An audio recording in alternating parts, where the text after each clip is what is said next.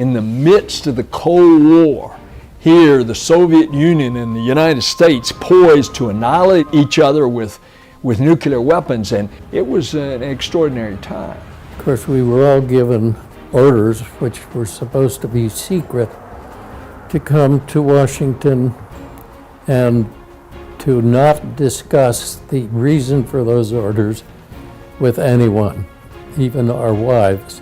NASA finally got interested in sending somebody into space. It was such a new thing. It was all very, very secret at that time. We went through a long selection process, and which included physical and psychological and every measurement they knew how to make on the human body, I guess. So when we finally came down and we were finally selected, we were very happy to be there and felt honored to be among the 7 to be selected. When I realized that I had been chosen to be part of the first team, that was the end-all, be-all for me. The original 7 were, of course, figures that were revered, the engineers who were doing the designs, the launch crews who were doing the day in and day out work, and then the crew shimmying into those little tin cans called capsules that were taking us into the heavens.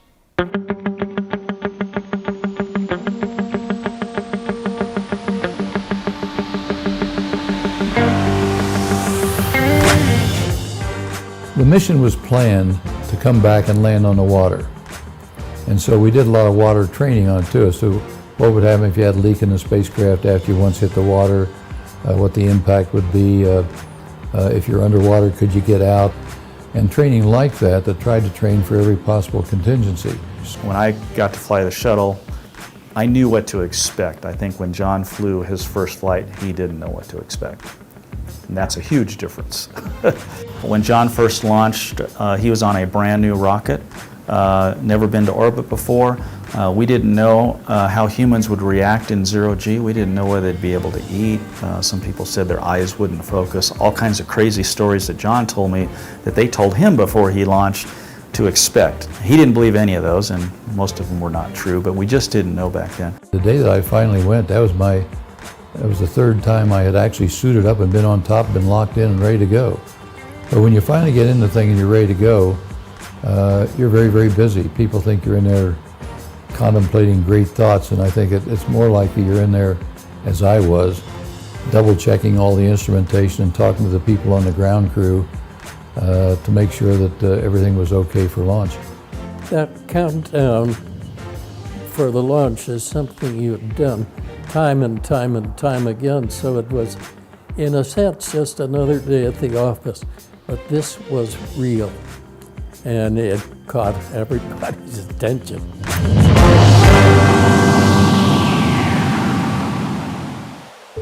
Godspeed, John Glenn. 6, 5, 4, 3, 2, 1, 0.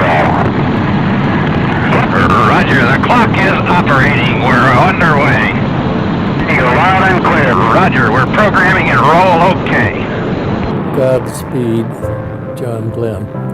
I was in the blockhouse when he was, and the last to speak to him before liftoff. Gus and Al had both done that, but they weren't riding on this big, big fuel tank that had the ability to give him more speed than what Al and Gus had had. They didn't have enough to coast all the way around the world. They just had enough to go up a little ways and fall back to Earth.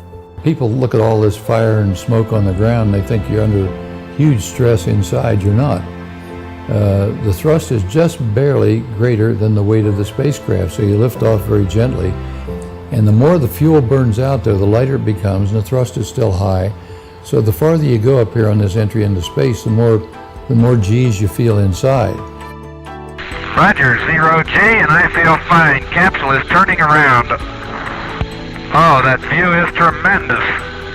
Roger, turn has started. Roger, capsule turning around, and I could see the booster during turnaround just a couple of 100 yards behind me. It was beautiful. Roger, 7. You have a go. At least 7 orbits. Roger, understand go for at least 7 orbits.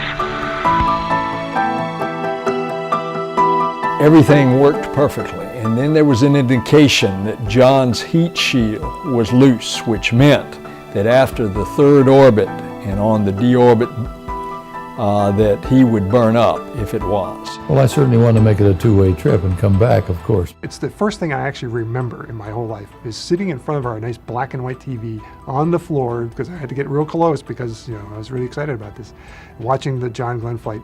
And the thing I remember most about it is sitting there worrying about whether or not John Glenn was going to survive when that heat shield was getting loose.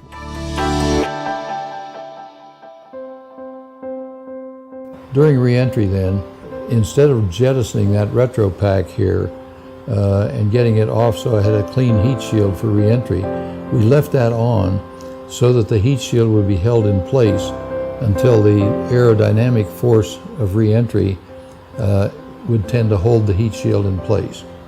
Now that made for an interesting, well, the re-entry was going to be interesting anyway, but it was even more interesting because as I would glance occasionally out the little window, I could see chunks of that retro pack breaking up and coming back by the window.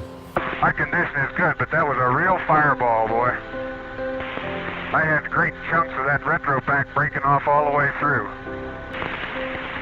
Rocking quite a bit. I may still have some of that pack on. I can't damp it either.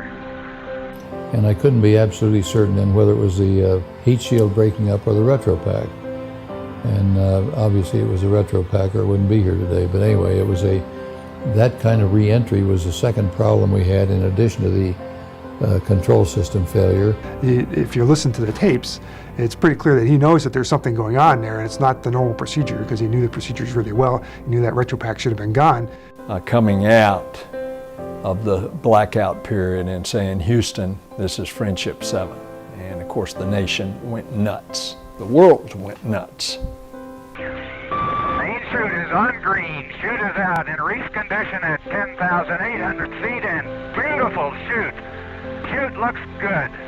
On O2 emergency and the chute looks very good. His odds of not surviving this was about 1 in 6. So it was an extremely high-risk, unknown effort that they were going into, having never done it before. And it came time for aligning the capsule in the proper attitude for retrofire. There was under thrust of the rockets themselves, and the result of the intermittently failed horizon scanner meant that the rockets were pointed in the wrong direction. Each one of those failures made me fly a little bit too far, and it all added up to 250 miles. Had a lot of people frightened. I was not frightened by that because, contrary to their lack of knowledge about my location, I knew exactly where I was. I was back on the water where I wanted to be. We did research. We learned the new things first. And those were, and with a little investment and educated citizenry, away we went with we became a leader in the world in just about a century and a quarter. It was a total, resounding success.